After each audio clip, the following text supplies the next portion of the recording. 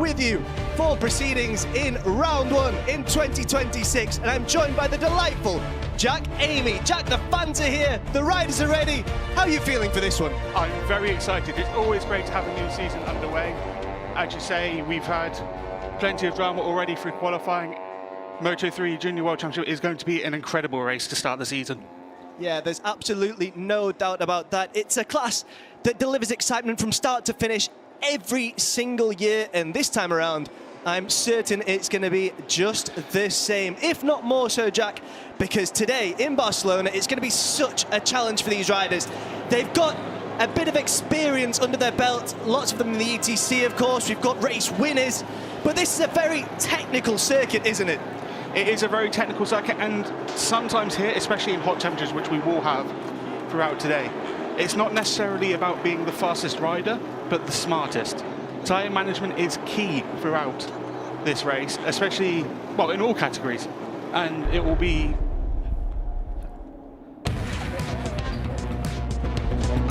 It was my first qualifying in the Moto3 category, pole position.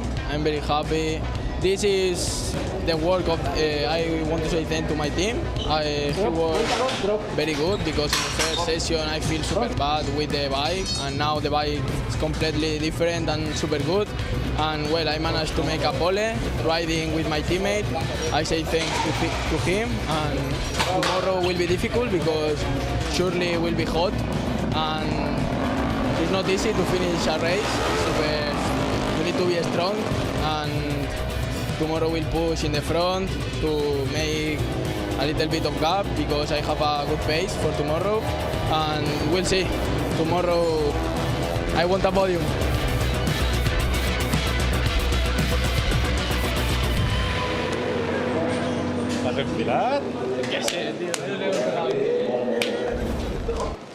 Well, talking about statements of intent, Bujosa wants a podium to get things underway in 2026. That's a real sign, isn't it? It is a real sign of how quick he thinks he'll be, and obviously backing that up with pole position yesterday. The perfect way to start his Moto3 Junior World Championship campaign. Plenty of riders from ETC have stepped up for this season, and they're also at the front, so it'll be interesting to see how they all get on. I honestly cannot wait to see this rivalry renewed as well between Carlos Cano and Bujosa. Cano starting from P5, Bujosa, as we've seen, on pole, and deservedly so, really putting in a fantastic lap yesterday in qualifying during a Saturday which was really quite impressive across the entire grid. Here we're looking at Leonardo Zanni as well, who will be starting from P2 on that Mamova machine. The Italian, another really impressive rider. Zanni is the highest placed rider from the 2025 grid, still competing this year, so there's arguably a bit of pressure on him to hit the ground running, and he did so with P2 on the grid. Yeah, absolutely, that is the definition of hitting the ground running.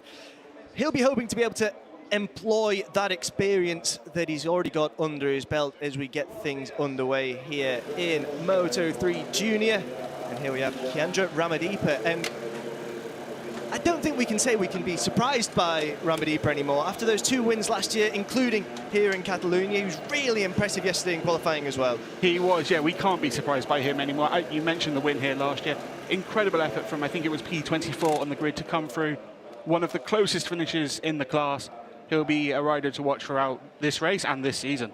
I think it was actually the closest finish. It was at 0.007 seconds gap between him and Carlos Cano, which is absolutely sensational. And that's the kind of incredible racing that we're going to be bearing witness to here today in Barcelona as well. As we look at our P4, Guillaume Plonk, the Frenchman starting on the second row and in a very good position to really get points on the board and challenge for that podium as well. It's going to be very interesting to see what he's capable of doing here. It is going to be interesting, yeah. It's his best grid position in the class, so he'll be hoping he can convert that into a podium, but even a top 10 finish would be his best so far. Exactly, and that would be a phenomenal start to this campaign as well. And here he is, he's changed his colours, he's moved up a class. Carlos Cano, the 2024 ETC champion, cruelly denied by technical disqualification last time in the ETC, in which he was beaten by Fernando Bujosa, even though he won on track in what was just the most sensational end to a season. that you can possibly imagine in motorcycle racing. It was just incredible from start to finish, wasn't it? It was. Cano was... He had a bit of a poor start compared to what people expected, but soon bounced back. Very unlucky with the technical issues and technical disqualification that effectively cost him the title. But P5 on the grid on debut, a very solid effort. Of course, he won't be necessarily very happy with that, given just how competitive a rider he is. He's looking up and he's seeing his ETC rival on pole position. Now, we are looking at Cano's teammate here. It is Yaroslav Karbushin, the Kyrgyzstani rider, also with a phenomenal P6 to get underway here in Barcelona. And he's another rider who's been very, very impressive during his time in this paddock. He has been very impressive in this paddock, as you say, and also he's doing Red Bull Rookies this year, I believe, and doing very well there. 6 on debut. Again, another rider coming from what was the European Talent Cup, impressing straight away in the Moto3 Junior World Championship. Yeah, a lot of these ETC riders are really filling that gap left by the riders who left this paddock to move on to the World Championship. There is still the old guard, of course, though. Giulio Pugliese here. That's CF Moto Aspar Junior Machine. A fantastic rider.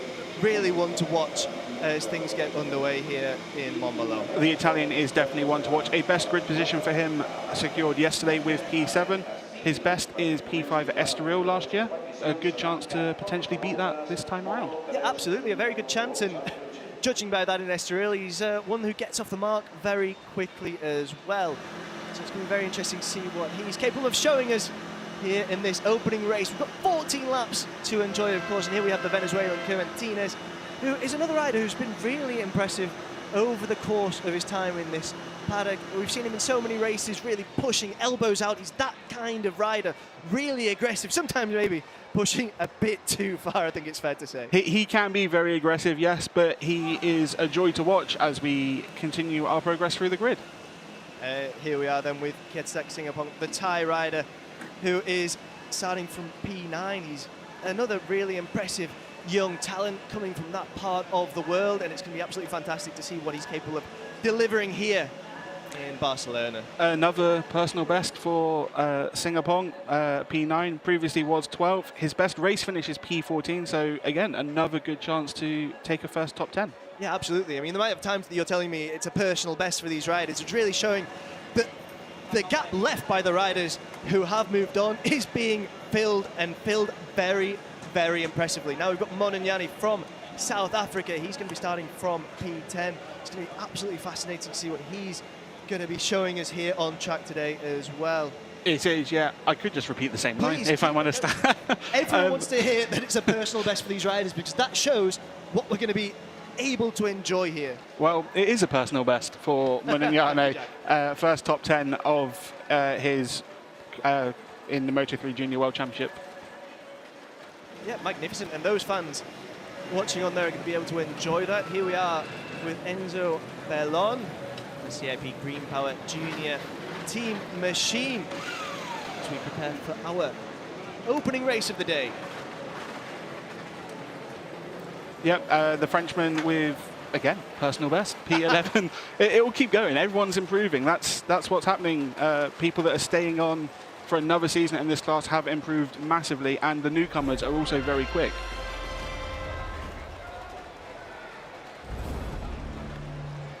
Well, now we do have just 1 minute before we get things underway, and here is the starting grid. So it's Fernando Bajosa on pole ahead of Leonardo Zini and Kiandra Ramadipa. William Planke goes from P4 ahead of Carlos Cano and Yaroslav Karpushin, all performing very well. Giulio Pugliese goes from P7 with Martinez and Kietzak Singapong on row 3.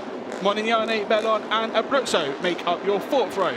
Travis Borg, Marianas Nicolas and Ryota Ogiwara go from row 5, with Christian Daniel Jr., David Gonzalez and David Gonzalez P16 to P18. Benyat Fernandez P19 ahead of Sullivan Moundsey and Alberto Enriquez. Eric Miquelon, Remy San Juan and Gonzalo Perez follow. Pablo Oliveras, Edo Gutierrez, Thibaut Varga, Philip Soriak, Henry Migno, Matteo Gabellini and Levi Rousseau make up the rest of your grid. Absolutely incredible grid for us to get to grips with here as we prepare for the warm-up lap in Moto Junior.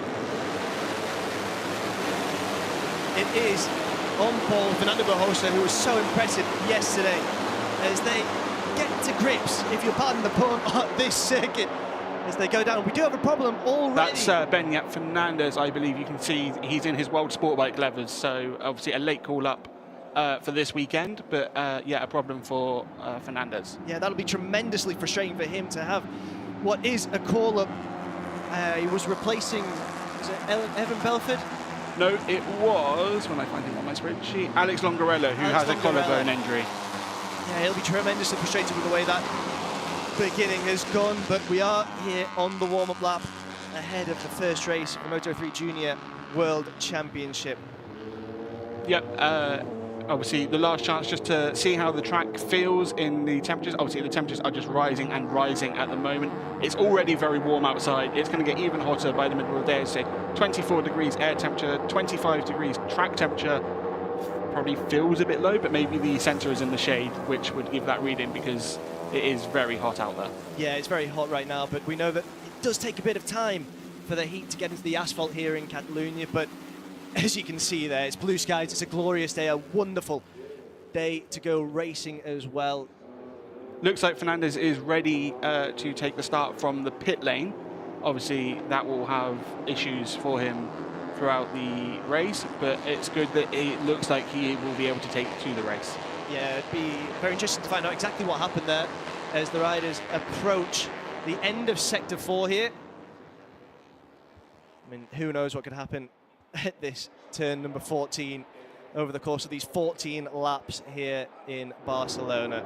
No, we've seen races decided in many classes across the final turn and on the run to the line, and it's the Moto3 Junior World Championship, so it will be the same today. Absolutely. I mean, there are so many incredible spots where riders can make a move here in Barcelona.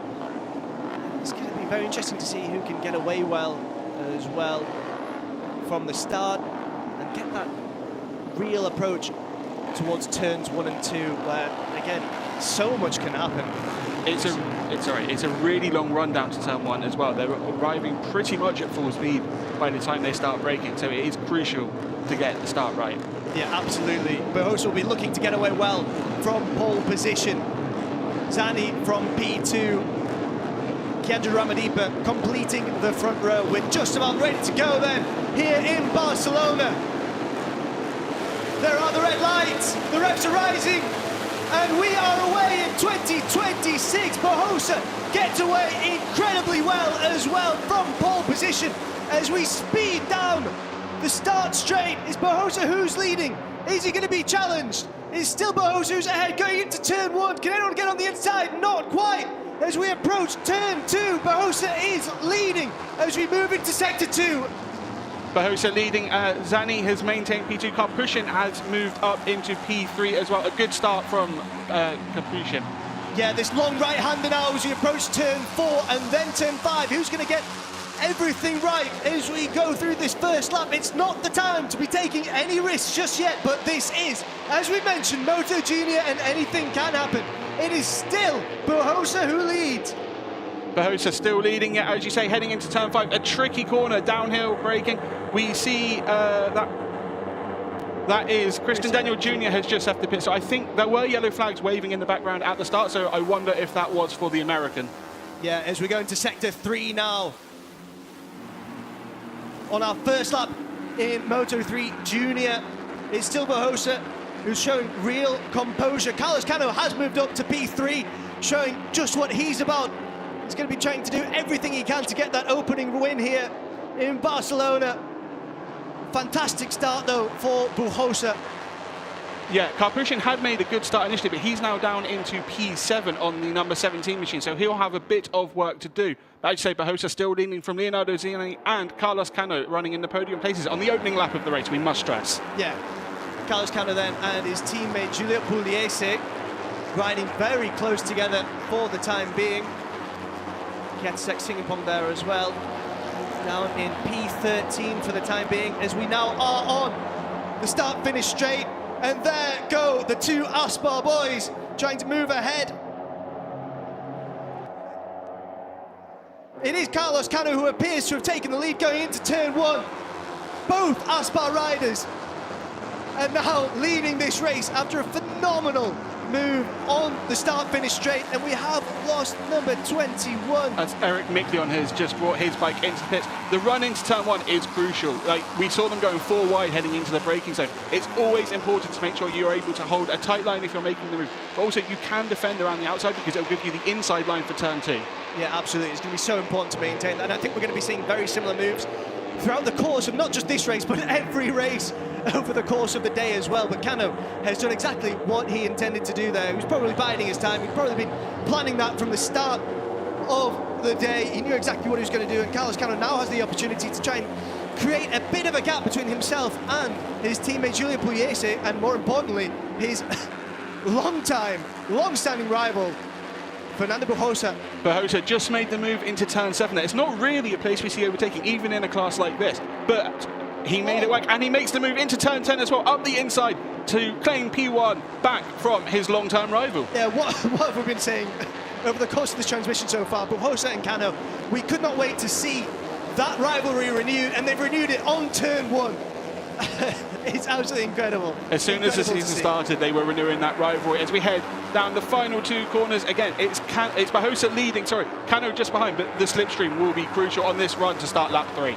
Yeah, for the time being, they're still very much packed together here. There's no leading group that's particularly clear. Cano just trying to rocket ahead there, and he does make the move on the inside, but they're still on the run down to turn 1 here. It is Cano for the time being, but now Julian Pugliese appears to have taken the lead. Is he going to take the lead into turn 1? He is. Is anyone going to be able to strike back at turn 2?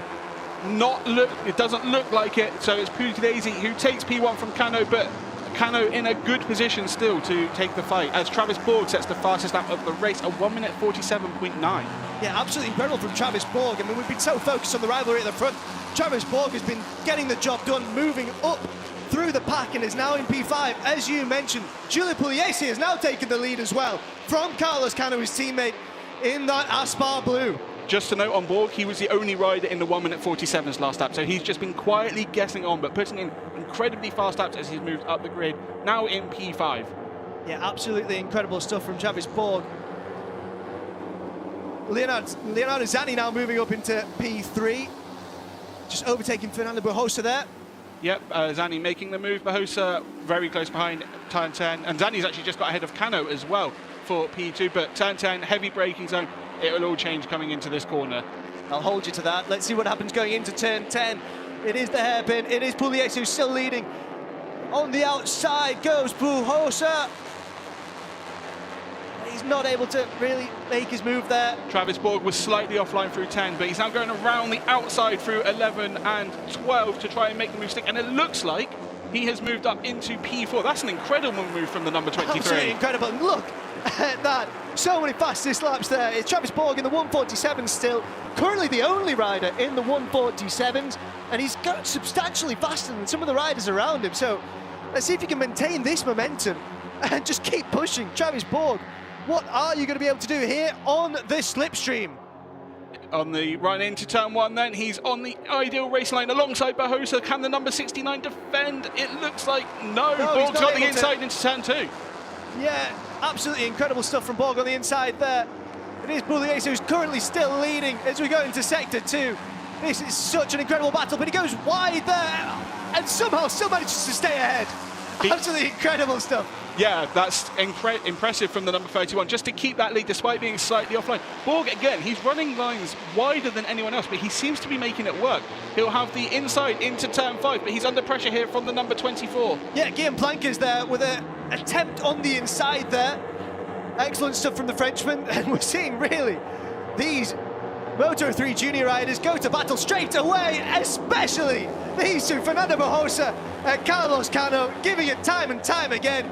They're side by side now, and it is Bujosa who gets ahead of his ETC rival, moves it to P2. A great move from Bujosa. We've seen him make a couple of moves, and he was last year while in what was then the European Talent Cup. On the run into turn 10, it's Cano, looks on the inside, but doesn't make the move stick. And there's 3 riders behind heading into that heavy braking zone, but everyone coming through okay. Yeah, it was such a difficult turn to master there.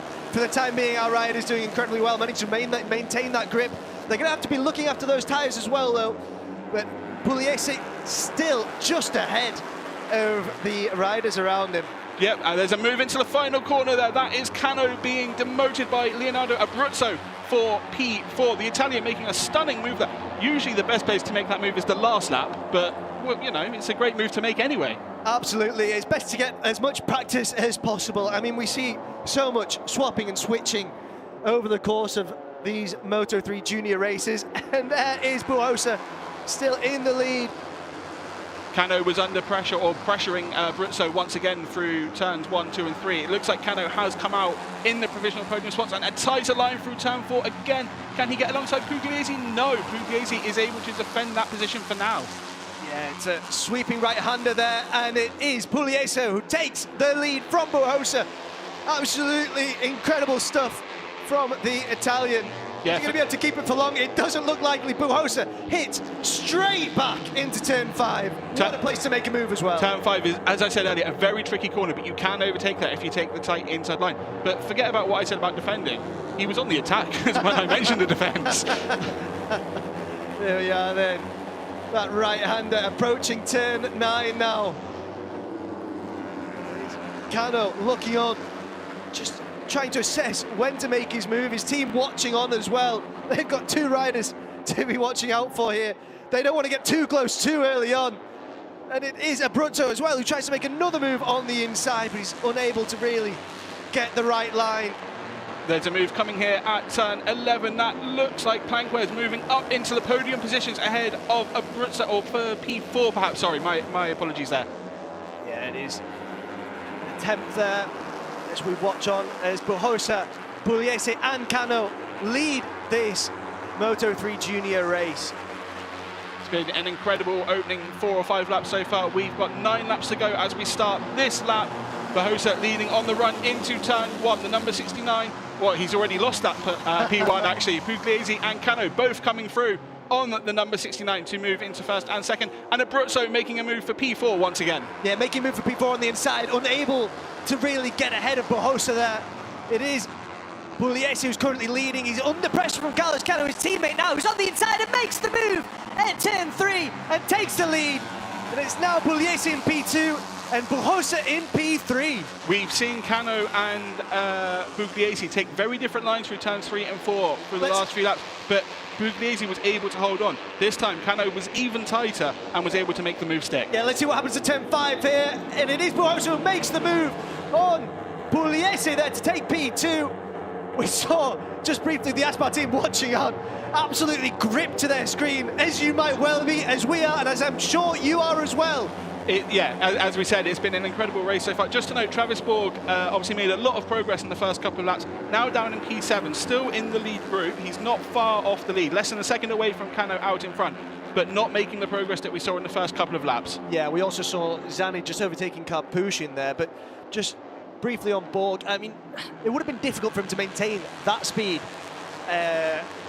when everyone else is also really trying to push as well. So maybe it was a bit of an error to push too early from Travis Borg. We'll wait and see. Perhaps. He's still in the mix, so it's not like it's going to be too detrimental. It's just maybe now he's pushed, wants to just bring it back a bit, stay in the mix, and then push again at the end when more riders will be pushing. Absolutely. As we return to the start-finish straight, who's going to be able to take the slipstream advantage here? It is currently Cano who leads as we head towards turn 1. Pugliese takes a different line. He goes wide. Is he going to be able to make something happen here? Pugliese, the only one taking a more normal racing line, let's say. Cano taking P2. Absolutely incredible there from Pugliese. Cano in P2, as you just mentioned there. Pugliese leading now after an incredible move on the start-finish straight. But as we've seen before, turn 3, Carlos Cano returns to the front of this leading pack. It's the same move he made a lap ago, a tighter line through the long corner, and Pugliese slightly wider, and that enables the number 73 to take P1. But, I mean, there's still 8 laps to go, and everything's... Oh, there's a crash there! We have a crash. It's one of the Aspar riders. And Ramadipa, I think, potentially. It looks like both riders are more frustrated than anything else, but we've got the yellow flag out there in Sector 2. It looks like, sorry, just dropping down the time machines is Karpushin and Travis Borg. And that'll be Borg is tremendously frustrated, yeah. Really frustrated. He was putting in an incredible ride, was the number 23. Yeah, that's you can see why that kind of provokes this reaction from both of these riders. Yeah, and it looked to be in a bit of pain there as well. So there's concern. So it was on the exit of turn 4. We don't really see what happened. But yeah, obviously coming together perhaps just on the exit where you're trying to get across to the right-hand side of the track for the left-hander at turn 5. Yeah. Perhaps, I mean, we haven't seen exactly what happened. Yeah, we'll see if we can get any other images of that as we return to the front of the race and to the start-finish straight. Once again, where we've seen so much action over the course of this race so far. And again, it is Pugliese with that outside line. This time around, it's Zanni, though, who managed to take the lead on the inside. Excellent work. Zanni just really premeditating what Pugliese was going to do there and has actually managed to make it stick as we go into turn 3. So he's done exactly what Pugliese was unable to do so on previous laps. Yeah, Zanni with an incredible move, just taking the inside line to defend position, but also giving him the inside for braking under turn 1. We're just coming right through turn 4 now. There are still yellow flags out at turn 5 on our timing screens. We see the riders in the background there walking away, so there will be no overtaking there, and I believe the yellow flags will be out here as well, so we shouldn't see any moves, but from this point, we should start seeing overtaking. Yeah. Just move into sector 3, we're going to see racing resume, I think we can say. Yeah, just a slow motion shot under braking into turn 1, and then as Zanni takes the lead through turn 2. But yeah, incredible shot there of the moves being made. Absolutely, incredible work from our camera operators. As we return to this lead group and turn 10, another overtaking hotspot. We're seeing an attempt on the outside there. Just not quite enough, and it is still Leonardo Zanni who's leading, and he's got a bit more of a gap than we've become accustomed to seeing so far as we go into turn 13. It does look like he has pushed on a little bit. The group has sort of splintered now. We did have 8 or 9 riders within a second a couple of laps ago. It's now just, well, in fact, it's just 3 across the line as Zanni pulls the pin and looks to pull a gap, but Pugliese will take the slipstream heading into someone, and Cano obviously has a double slipstream. Yeah, and Bujosa has actually dropped down to P5 as well there. Pugliese is leading now. Zanni dropping in right behind. Is he going to try and make a move on the inside? No, not for the time being. He's happy to just wait, bide his time and make his move maybe. We're going into sector 2. We're just saying that the incident involving Carpruccian and Borg will be investigated by the stewards after the race. We see Zanni taking the inside line. He's copying Cano's move through turn 3. Pugliese able to defend briefly, but not under braking at turn 4. Zanni takes P1. Zanni leading now ahead of the Aspar riders, Pugliese and Cano. Try and make a move here.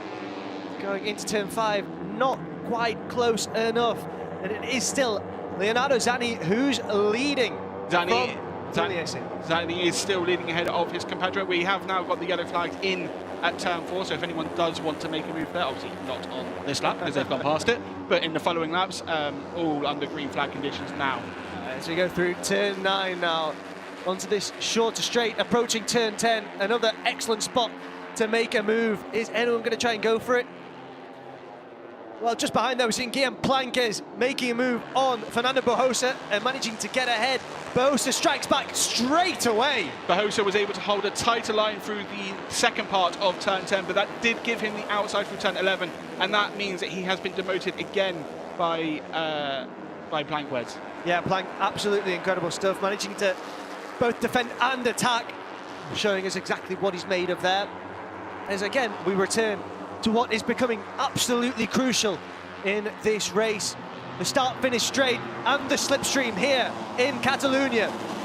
Again, just across the line, 3 riders within half a second, but then there's another half a second to Planck just behind. So it looks like the top 3 are trying to break away as Cano makes, Pugliese makes a move for the lead. And there are big battles just behind, trying to see who is making the move side by side into turn 3, I believe that was, as David Gonzalez brings his bike into the pits. Yeah, it was Ramadipa there trying to make a move, and here we back out with this incredible racing. 3 bikes side by side here.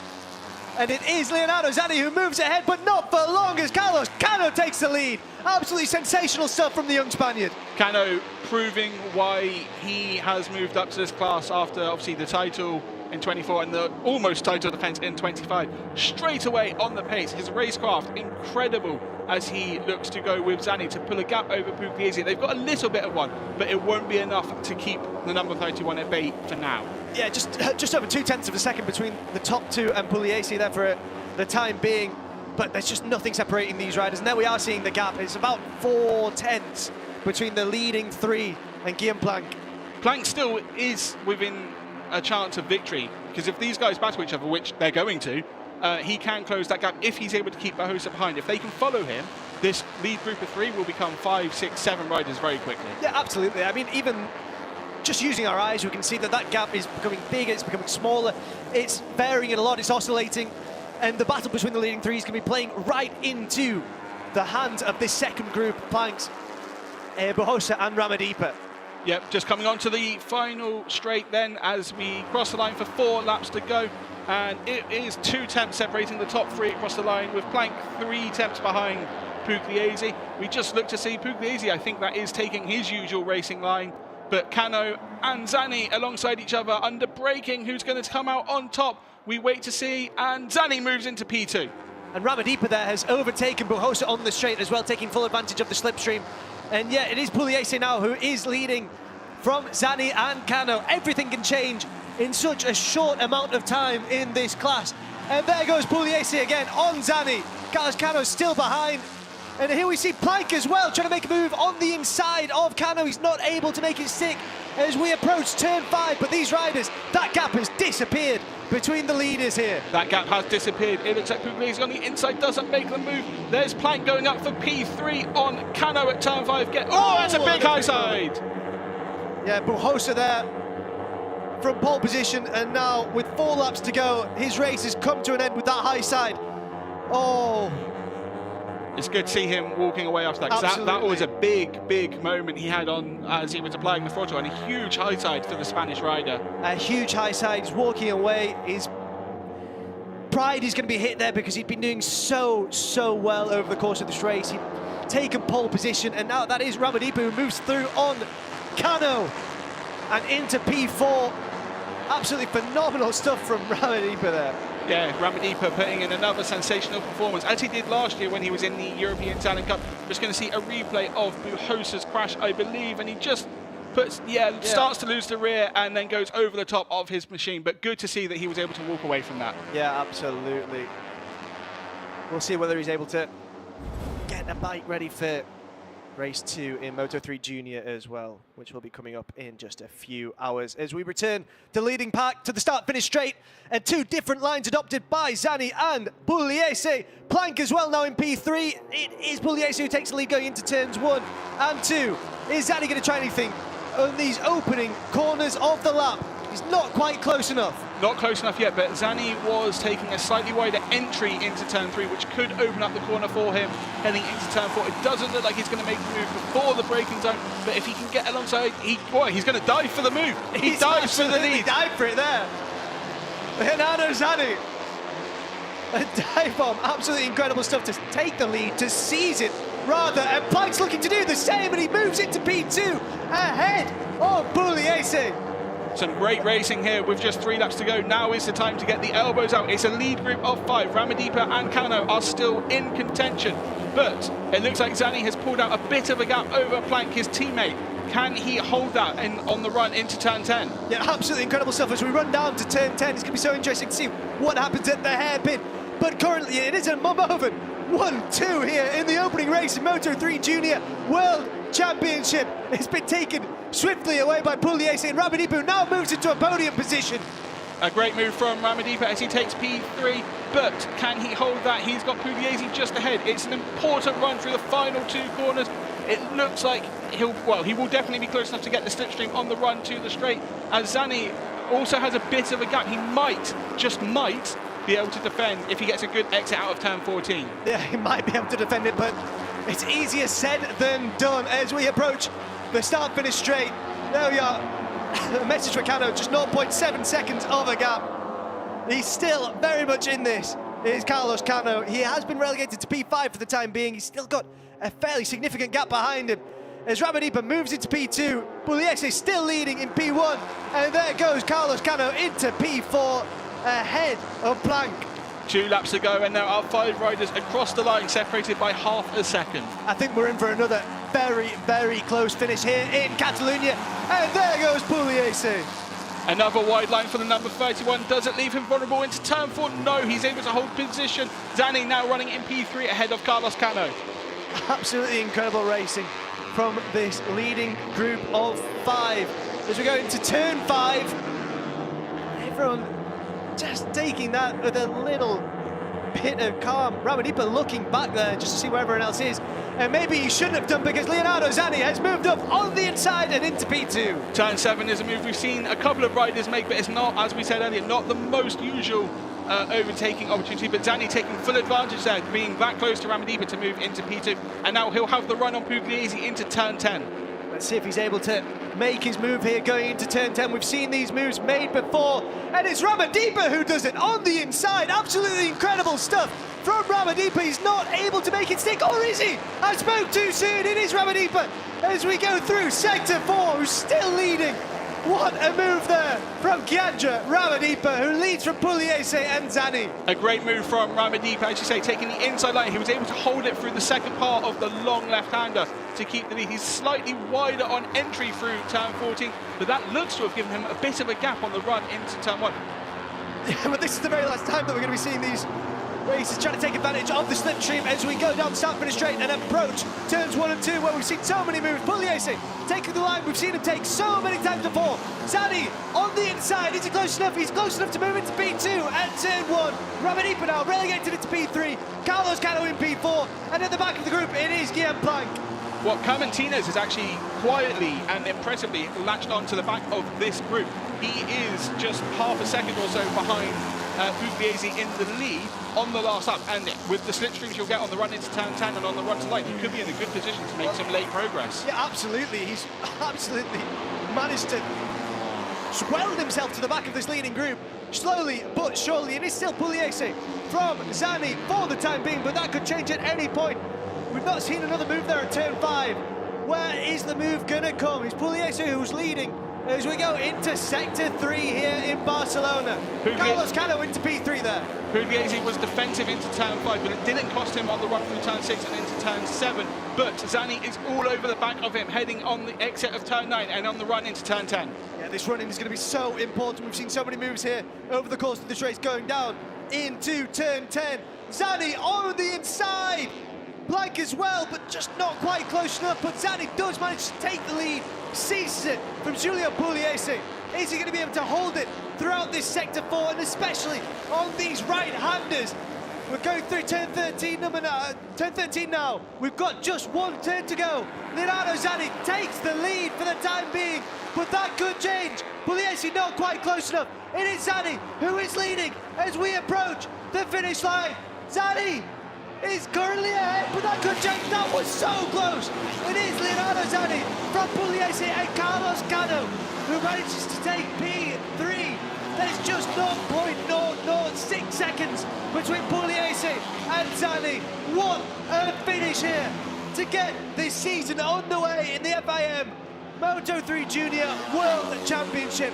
Well, the Aspar team are happy, but the Momoa team will be even more so. Leonardo Zanni with the win, and in such impeccable style. An incredible race from Zanni. Dropped a little bit back at the start over the first few laps, but made sure he was always in the group to make sure that when the opportunity came, he was able to take the lead, and then was able to defend throughout the final half of the final lap to keep P1, despite the slipstream from Pugliese on the run into the line. An incredible race from the number 57. Yeah, absolutely. He showed real racecraft there as well. It's something that experience is the only way to generate, and you can see just how happy they are. Number one, Leonardo Zanni. That is how happy they are down at the Momoa box, and you can see why. What a phenomenal way to begin this campaign in Moto3 Junior. Leonardo Zanni with the win, but it was such a tough win as well. He pushed all the way by Pugliese, who finished in P2. He almost looks frustrated with himself, but it was a phenomenal ride from the young Italian. Absolutely incredible stuff. Well, it's a wave there, but so close. He'll be very, very happy to have achieved that. Carlos Cano looks much happier as well. His first ever race in this class, and there's the wheelie, or an attempt at a wheelie at least, to celebrate. We've seen him do it before, but absolutely incredible from Carlos Cano. A truly tremendous ride and an incredible way to get this season underway for the young Spaniard, who showed us what he was capable of over the course of his time in the European Talent Cup. Absolutely brilliant stuff from the young rider. Leonardo Zanni there, #1, he says to his team. And you can see just what it means. Now we are down in Parc Fermé. We'll be hearing from him shortly. Now it's time for the tests. Bike in the way. And a round of applause after our first race here on what's set to be an incredible day of racing in the MotoJunior World Championship. Fans watching on, enjoying the sunshine and all the sights and sounds and smells here at the Circuit de Barcelona, Catalunya, as the two Aspar bikes come into Parc Fermé as well. Giulio Pugliese with a phenomenal ride to finish P2. So close to finishing on the top step of the podium. Has to conform with a podium, but what a way to get the campaign underway for the CF Moto Aspar Junior team as well. Two riders on the podium, Pugliese and Cano. Absolutely incredible stuff. And here is our race winner, Leonardo Zanni. A deserved winner. 25 points to get the season underway in 2026. Enjoy it, Leonardo. You have earned it for the first time this season. He jumps into his team to celebrate his first victory of the campaign, the number 57 of Morven Racing.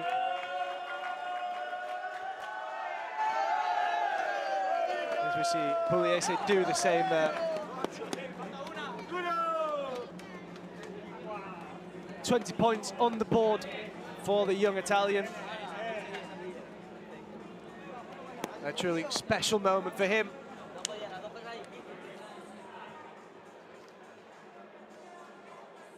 After putting in a really incredible performance here. He did take the lead several times over the course of the race. Made some fantastic moves as well, showed us what he was capable of, as did Carlos Cano in his first ever race in Moto3 Junior. A first podium, and he's got plenty of reasons to smile.